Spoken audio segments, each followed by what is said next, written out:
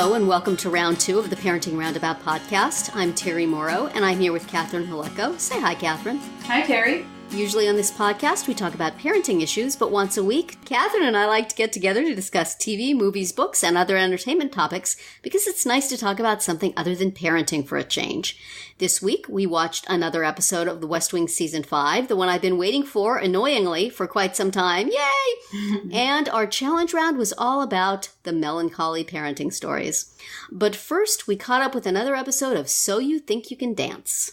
So the 10 guys were whittled down to 5 guys in this episode, and there seemed to be a great deal of enthusiasm about certain numbers amongst the judges and less enthusiasm about others, even though all of the contemporaries and most of the jazzes looked like exactly the same thing to me. Yeah, I was having a lot of trouble telling the difference, and I had the same issues with this that I did last week with the women. First of all, they don't tell you the process of how they decide what style each person has to do. Did they pick whatever they were weakest at in the previous round? It's unclear, and that's annoying. Yes. And then they just, like, their critique was almost always, I need to see your personality. I need your face to match your dancing.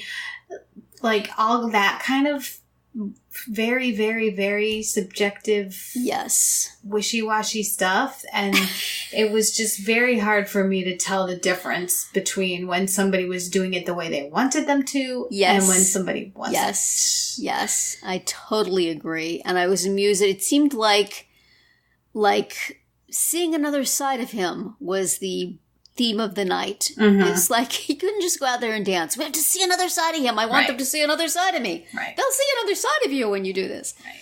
Just could you just dance good? I did enjoy the hip hop.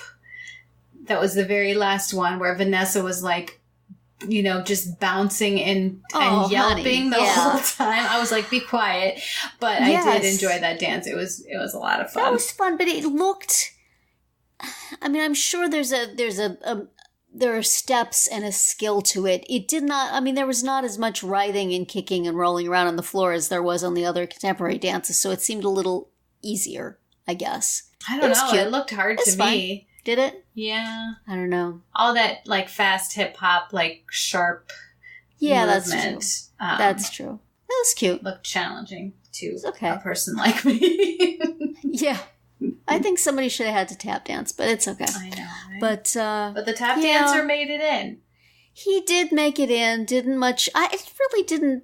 I think the one I liked the best was the one of the guy who got cut. The redhead. No. The guy with the really big smile. Oh! I thought you meant the tap dancer who got cut last week. No. Yeah. The guy of tonight, the dance. I enjoyed his dance and I enjoyed his smile, and of course he was gone. Right. But okay. Yeah. And I hated the way that Nigel was telling them. That just seemed sadistic. Because a lot of the times he was starting and sounding like he was going to tell them no, and then it's yes! Right. And then other times he seemed like he was saying really good things, and then no. And I couldn't even quite decipher what he said to the ballroom guy whose solo they hated. It seemed like he was messing with him, too. Right. You know, you came out here like you knew you were going to be in our top 5, but you're not. Go away. Right. So... Yes. I didn't think he was good. I didn't mean he should have gotten in. I mean that there's a way to be a human being, you know? Yeah. Well, the best way to be a human being would just be to say the following 5 are going through. That and is never the way speak they should. The rest of them again. Yes, exactly. Although I do notice that they tell some of them to please come back, and other ones they don't quite say that. So you have to read between those lines. Yes. Bringing each of them up to, like, you know, kind of crush them or mess with them a little before giving them the prize. Yeah. I could do without that. I was very amused by the fact that after last week's wardrobe malfunction waiting to happen. This week, Vanessa was buttoned up. She had like a crew neck. She had like the highest possible. She could have had a turtleneck, but other than that, this is the highest possible neckline. She must have just got tired of sitting with her shoulders back, very, very still. She wanted to be able to shimmy and whoop at people. Yes, which she certainly did. I approve of that wardrobe change. But what did Mary have on her arms? I don't know. What was that? Were they sleeves? Was it a shawl? Was it like, a bag she saw blown around the parking lot and just wanted to put aside because she might need it later? That was bizarre. Yes. I did notice that they all seem to have a pink theme going. Maybe so. They all for the guys. Pink. Yeah. Just to be cute, I guess. And the wardrobe theme from the guys, I guess it wasn't all of them, but it just seemed to me that the majority of them had a baggy t-shirt on. Yeah. That... Okay. How come they don't have to dance in their underwear? The girls have to dance in their underwear. No, they're always dancing in their underwear. And the guys get baggy t-shirts. Mm-hmm. This does not seem fair. No. And even the ballroom guys, didn't have bare chests like they're going to be expected to do. Yeah, well, somebody did. Somebody, maybe the first dancer that went, somebody had. Because I remember seeing, like, more tattoos than I really cared to see. Yeah, that was a contemporary one. His whole back was totally tattoos, yeah. Yeah, he was a ballroom guy, though, right? Who was doing contemporary? Probably. I can't think so. Remember. I hate contemporary. Have I mentioned how much I dislike that style? Well, and I would like to know if there's any difference between jazz and contemporary other than shoes. Yes. I could not tell the difference. And I also wonder how long Allison had to be with the stylist after that second number to get all the crud from the stage out of her hair. Yeah, she was dragged around a lot. It looked like they were mopping the floor with her hair, mm-hmm. and I'm just going, ew, ew, ew, ew. There's been a lot of bare feet on that stage where your hair now Maybe it's a wig. I'm hoping for her. She just like put a protective hair covering. But there was just so much rolling around, mm-hmm. so much tortured feelings. Yes. I watched the other day that the one from the last season we watched, the one that I liked so much with Jim and was it Jaja or Jaja? How do we say her name? Oh yeah, I think it was Jaja. That was like really different and really unusual and not it was somebody who was unhappy as all contemporary must be, mm-hmm. but still it was done in a much more upbeat way. These are all just. There seemed to be one that they felt was romantic. I didn't see how it was different from the one that was, they were all just about pain and thrashing. Mm-hmm. Just call the style and that. Writhing. Writhing, of course. Much writhing. Yes, and rolling. Writhing. And, Mm-hmm. Anyway, this is the wrong show for me if I'm not happy about that, I guess. Yes. There just seemed to be so much contemporary in this. Yeah. But that might have been because the jazz looked like contemporary and the hip-hop looked like contemporary. Everybody just kind of looked like contemporary. Mm-hmm. In fact, they did that. I think was it that last one that was so clearly like a hip-hop thing? And I think Nigel said, who knew you were a contemporary dancer? And I'm like, was that contemporary? Oh, I think it was because that was his style was contemporary. I guess. I don't know. But I was confused. They need to flash things on. Mm-hmm. Well, they do, but it doesn't last very long. So I guess I'm just. Well, we have our 10. Mm-hmm. They showed the little thing at the end of it, and I was going, oh, okay. Try to help you remember the girls from last week. Right. Lindsay's sister is the only one I remember of all 10 of them. Yeah. Well, and the one Asian girl, Hannah Lay, yes. I kind of recognized. Mm-hmm.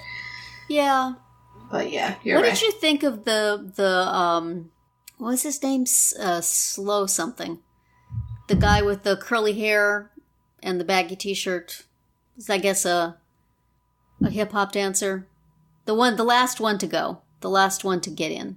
Oh, Slavic? Was his name Slavic? Yes, I think so. What did you think of his dance? Because I thought it was really bad, and then the judges all went, oh She was the best thing I've ever seen. I don't remember liking it very much. I don't know. It's very hard. I thought it looked like a parody, but you know what? Good for him. He made it in. Yep. So now we wait and see what they give us next. Yes, we do. We do. At least we're going on to the next phase. Thank goodness. Yeah, I mean, we did skip a few weeks, but it does seem it's moving right along. Because if we had been watching it from the beginning, how many weeks of that would have been auditions forever. And all for people that we would never see again. So, yeah, this was a better strategy for sure. Yeah. But we probably could have skipped these. We could have started now. All these Academy weeks as well. Yes. Pretty soon we'll be down to just watching like 2 weeks. The semifinal and the final. Okay, I know what I'm thinking. And then we'll be like, we don't know any of these people. Who are these? We don't know. Oh, well. We could just like follow it week from week on, Extra Hot Great forums just to see who people are. Oh, well. I'm looking forward to some actual good dancing with practice and costumes. And, yes. They still eliminate people every week, don't they? Yeah, and I'm wondering if it's going to be 2 hours or 1 every week. Let's hope for 1. Yeah, I know. I'm kind of enjoying this 1 hour thing. It's very good. Yeah. So the season of So You Think You Can Dance got shut down for a number of dancers. And so we turn to the West Wing episode titled Shutdown. Clunk, clunk.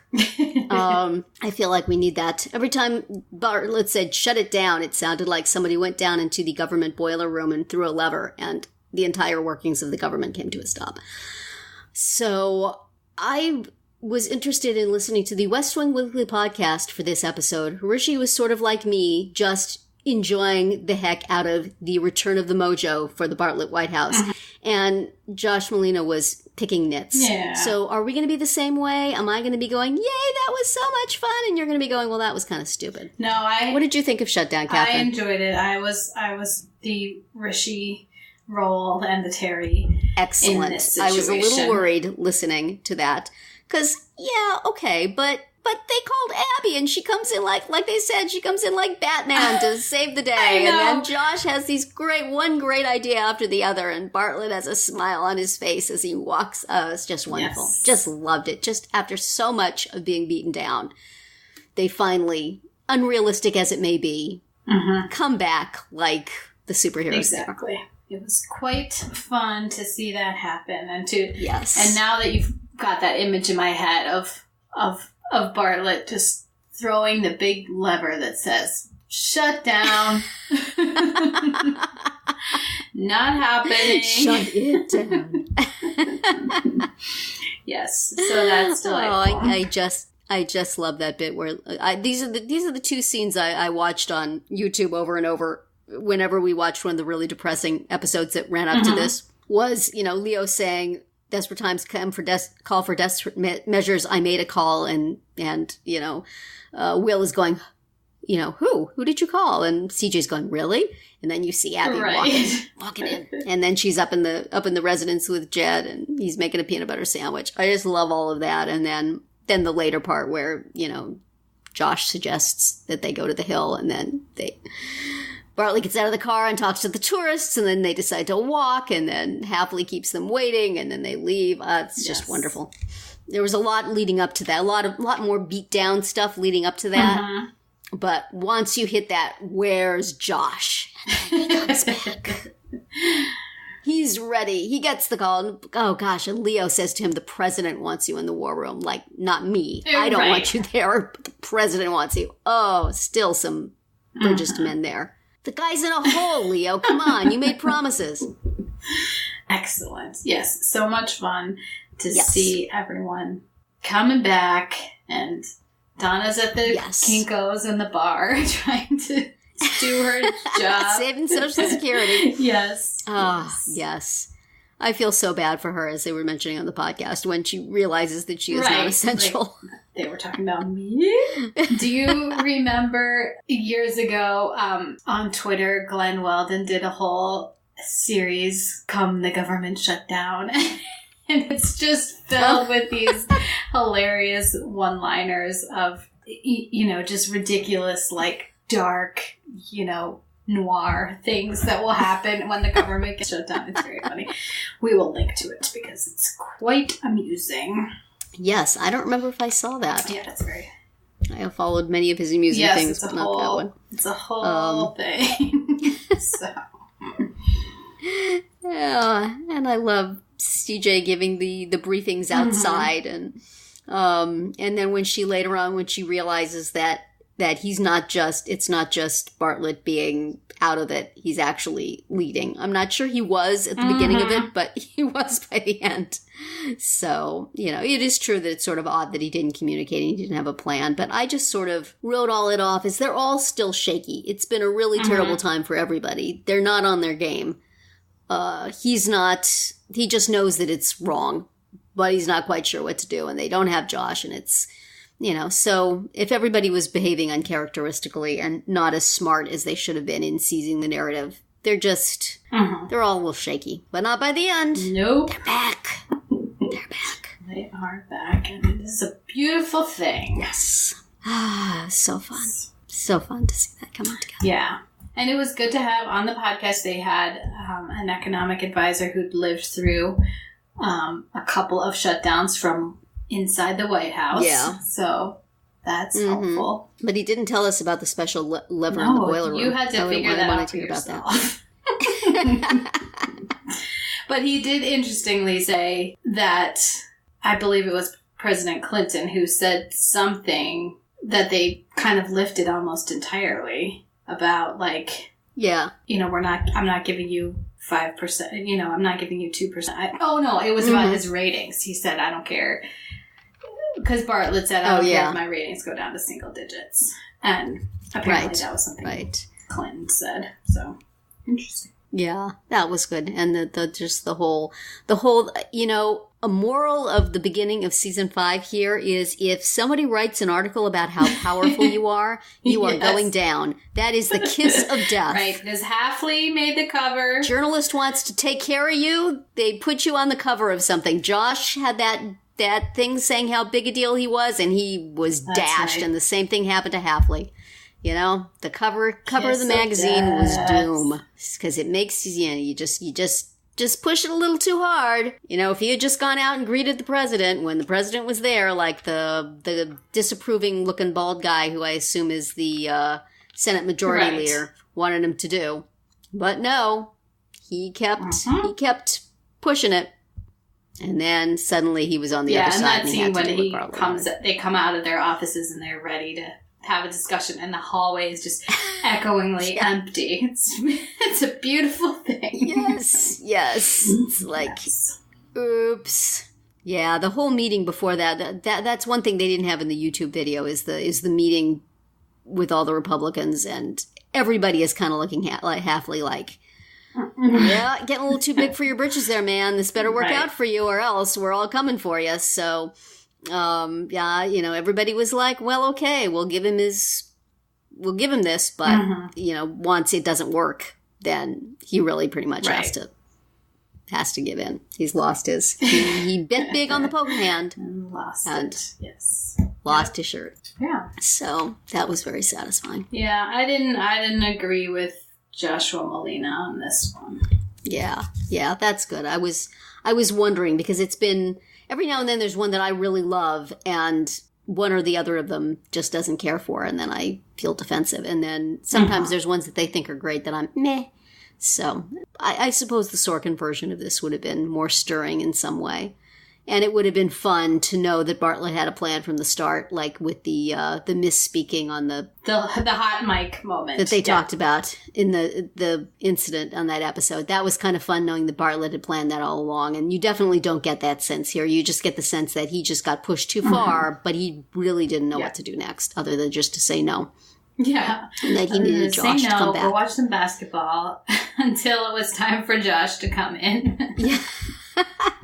Yes. And eat peanut butter. Yes. Great scene of yogurt eating by Abby Bartlett. There must be some scriptwriter shorthand that involves yogurt, because it's a very, you can do it dramatically, You could scrape the carton and it makes that sound. You just pause before you put the spoon in your mouth to say something. It's just a lot of acting that can be done with a little thing of yogurt. I feel like I've seen that in a number of shows, and it was masterfully deployed here by Stockard Channing. Well, didn't you say in Burn Notice that he always has yogurt? Yes. Lots of yogurt eating in Burn Notice, or right. Yogurt wielding, anyway. But, so that was a fun scene. It was nice to have, as CJ said, it was nice to have Abby back. And I loved the idea that she was going to be cooking chicken for the Prime Minister and his wife. That was a cute little side thing. Although I have to say, there was a moment where, I guess, when Hafley came to meet with Bartlett at the White House, and Abby was in the Oval Office, and she said, I have to go start getting dressed. They're going to be here in 2 hours. And I'm thinking, holy cow, woman. What is it that you are putting on? You're going to be sewing it first and then putting it on. That's right. That seems dramatic. And also, don't you have to cook the chicken? Right. Well, yeah, presumably she had to get dressed and then she had to dress the bird. But still, right. Just the way the line went, it sounded like she was going to spend 2 hours getting dressed. Yes. And Abby doesn't seem like that. Well, I mean, she dresses quite, extravagantly sometimes, but 2 hours is a long time. Presumably she has people who work for her who could help if it was like, if there's 100 buttons, she doesn't have to do them all herself, does she? Right. If people wore clothes that had 100 buttons anymore, which I don't think they do. Right now it's 100 buttons with a zipper underneath. So, because we live in civilized times. Yes. Well, it kind of goes with, you have a chicken situation in the challenge round as well. We interrupt this podcast to remind you to please consider the free Radio Public app for all your Parenting Roundabout listening needs. If you listen to our podcast on the app, we'll get paid a little for each listen and more if you listen a lot. It's a great way to financially support our podcast without having to actually spend, money. Now on to our challenge round. Yes, that's right. Let's move on to from a jubilant episode where everybody was on their game and getting back together and loving each other again to an episode that just had so many feels of a less positive, well, a little bit of both, I guess. We watched for the challenge round. I challenged you to watch an episode of My So-Called Life, a show you never watched, called Other People's Mothers. And it dealt with a few different mother-daughter relationships. The main character of Angela and her mother, Patty and her mother, and then Angela's new best friend, Rayanne, and her mother, who initially seems to be like every teenager's ideal mother, but then in the end, you run back to your mom. Right. So you see the dark side of having that kind of mom. You see the dark side of that. And, I think anybody who's ever been a daughter and everybody who's ever been a mother could just feel so much about this episode and feel so much of it just rang so true.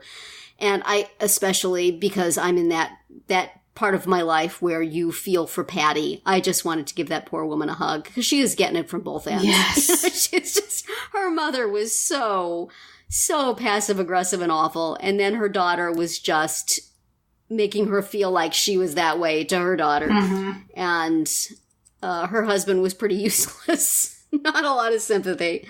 So anyway, I probably should have set some of this up for you before you watched it. I don't know if you read enough about it to know that sort of at the beginning of the season, Angela sort of switched over friends. She had her best friend was the girl who was having a bad hair day, Sharon, and she sort of ditched her for who she perceived to be these cooler kids, Rayanne and Ricky.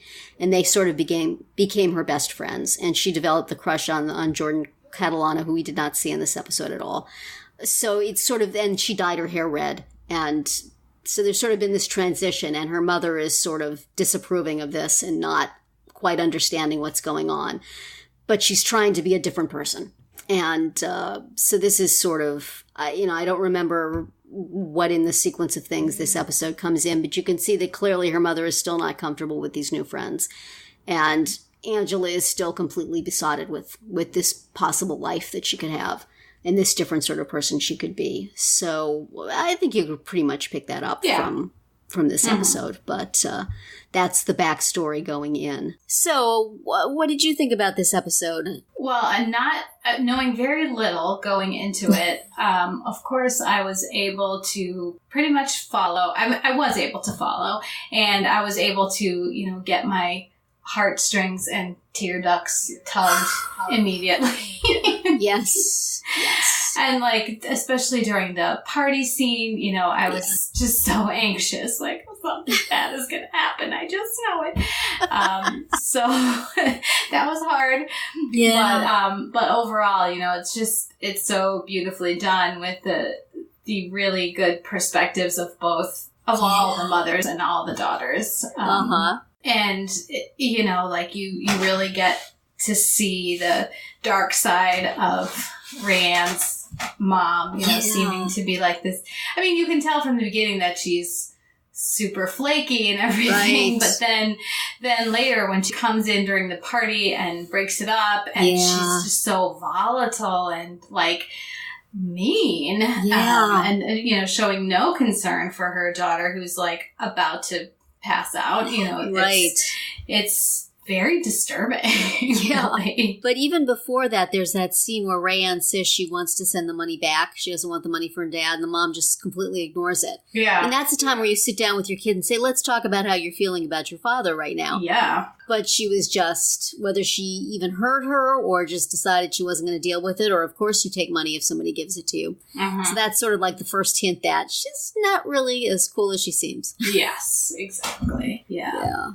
It's so well done. And as you said, you at our stage in life, we definitely identify with Patty. Yes. The sandwiched mom with her teen daughter and her super annoying mom.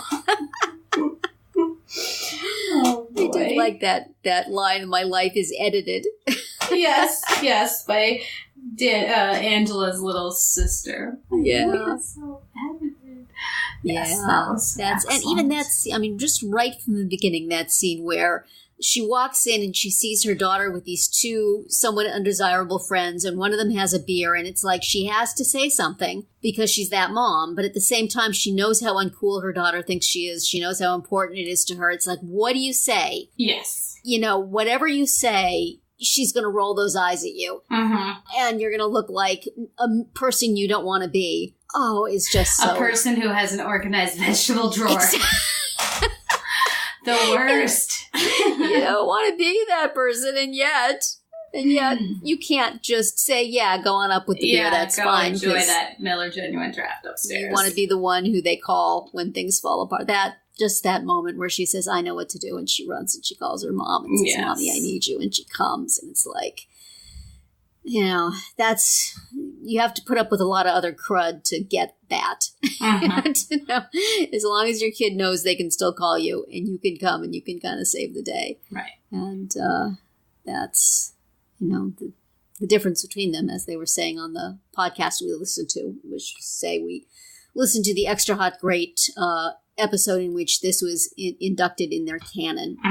Just a very nice presentation. If you've watched the episode either before or now as we talk about it, afterwards go back and listen to that. We'll have a link to it. And it's just really nice to hear them all talking about it and feeling the same way and having the same experience with it.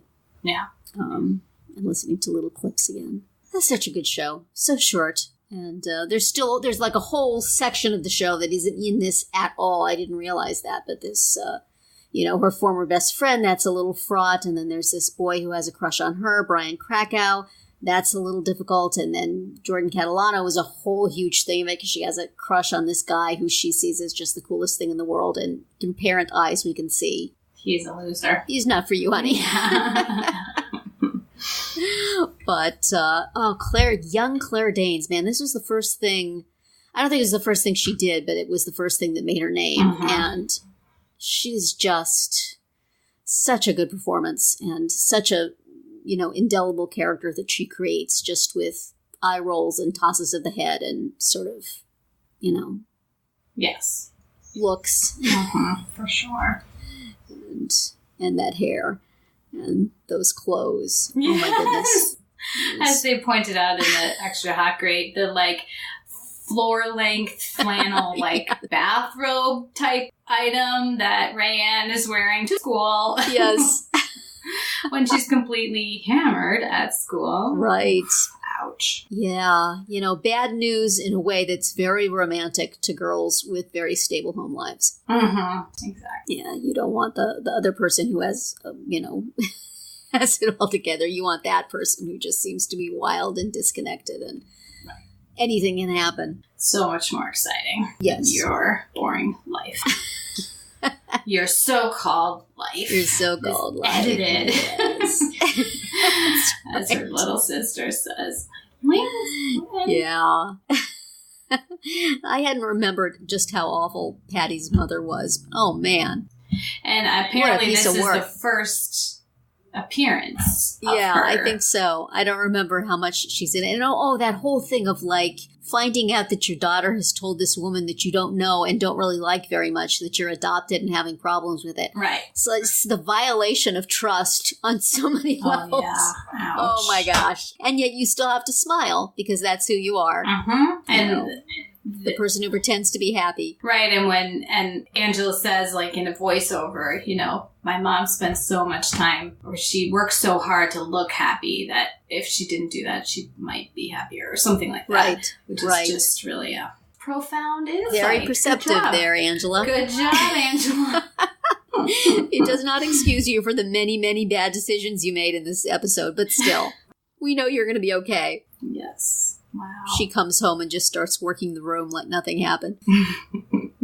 And Ricky, I fell in love with him pretty much immediately. Yes. He's adorable. Everybody does. Yes. Mm-hmm. And just, having to be the mother hen over that girl is no easy thing. No, that's a very hard job for him. He just keeps going back and forth between concerned looks and smiles and concerned looks and smiles. Mm-hmm. Pretty much through the entire episode.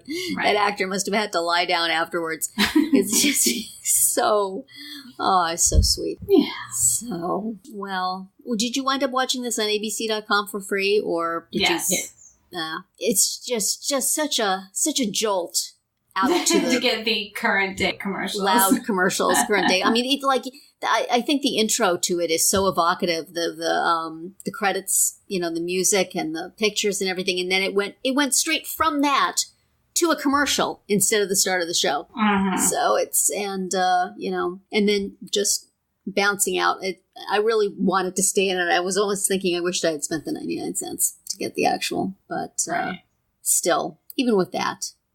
It was maybe nice to get a little break from. Well, and for some reason, I continue to be lucky with my ABC app in that it gives me only 1 or 2 commercials per break. Where it'll say that there's going to be like 6, and then it'll actually only do 1. Yeah, yeah. I guess mine didn't show too many, but halfway through it got stuck, and then it started. It had the screen with the dots going across it, but then you heard the audio from the beginning of the episode. So I'm like, no, is it going back to the start? So I exited out of it, and then I started again, and it was fine. It picked up where it left off. Uh-huh. So a little glitchy there, ABC, but thanks for the free TV. Anyway, so maybe you'll go. You think you would watch more episodes of this? I would, yeah. I'd be interested to see more because, as I've said, it's just one of those things that so many other people have seen that I haven't. Yes. I definitely feel it is very worth watching. It is very good. Although I have to mention that I believe there is an episode of this in the Extra Hot Great No-Knack as well. So yes, there is. Along with because I listened to Lord that John Marbury in it, I think.